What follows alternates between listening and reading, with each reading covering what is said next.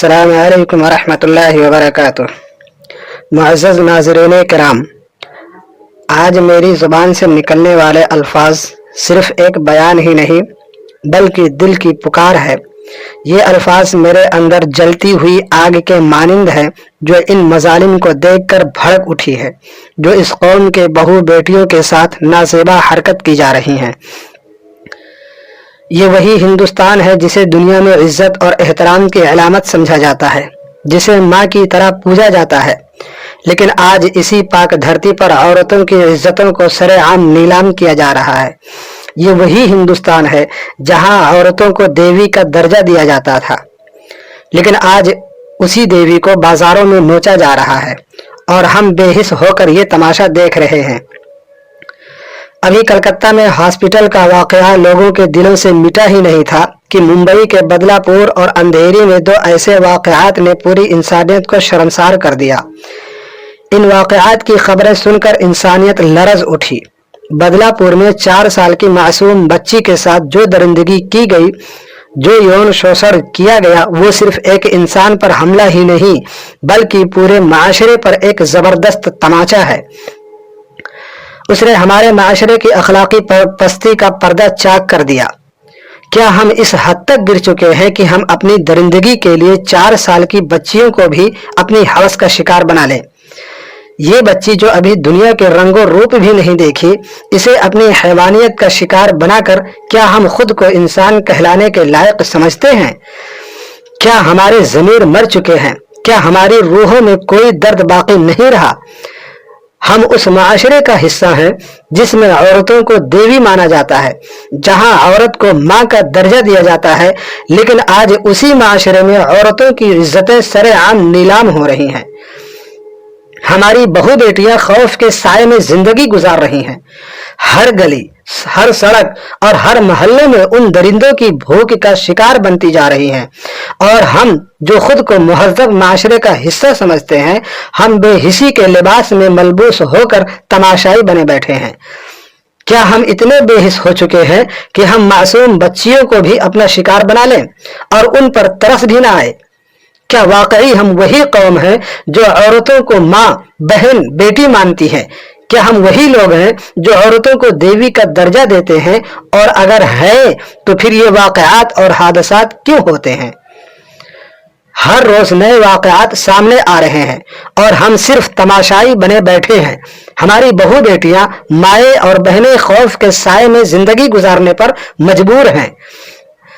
آخر کب تک یہ سلسلہ یوں ہی چلتا رہے گا؟ کیا ہم نے واقعی اپنے ضمیر کو مار دیا ہے؟ کیا ہم نے اپنی غیرت کا سودا کر لیا ہے؟ یہ کتنی شرمناک بات ہے کہ ہم نے اپنی حیوانیت کو ایک نئے عروج پر پہنچا دیا ہے۔ نہ صرف یہ کہ ہم اپنی بہو بیٹیوں کو عزتوں کے لٹیروں کو کھلا چھوڑ دیتے ہیں، بلکہ جب وہ درندہ اپنی درندگی کا کھیل کھیلتا ہے تو ہم اس کے جرم کو چھپانے میں لگ جاتے ہیں۔ ہم اسے بے قصور ثابت کرنے کی کوشش کرتے ہیں۔ ہم ثبوت مٹانے اور جرم پر پردہ ڈالنے کی کوشش کرتے ہیں تاکہ وہ درندہ صاف بچ جائے اور سارا الزام پیڑتا مظلومہ پر ڈال دیا جائے۔ کیا یہ ہماری انسانیت کے خلاف نہیں؟ ہم نے اپنے ضمیر کو اتنی گہرائیوں میں دفن کر دیا ہے کہ ہمیں سچائی سے زیادہ جھوٹ پیارا لگنے لگا۔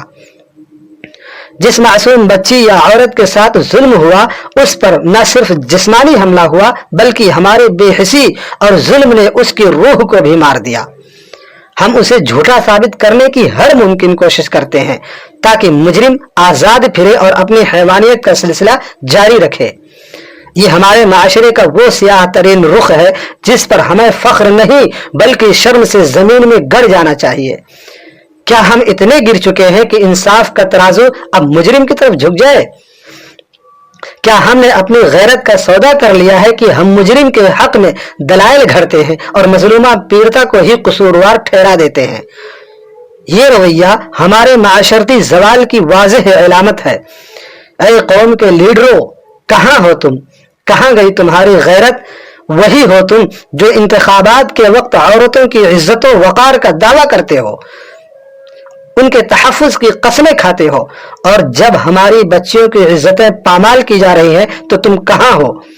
کہاں ہیں وہ دعوے جو تم نے اس ملک کے عوام سے کیے تھے؟ تمہارے اپنے اقتدار کے محلوں میں بیٹھے ہوئے یہ چیخیں تمہیں سنائی کیوں نہیں دیتی؟ کیا تم نے اپنی ذمہ داریوں کو بھلا دیا؟ کیا تمہیں یاد نہیں کہ تم اس قوم کے محافظ ہو؟ تمہیں اس قوم کی عزت، اس کی جان و مال کی حفاظت کے لیے منتخب کیا گیا تھا۔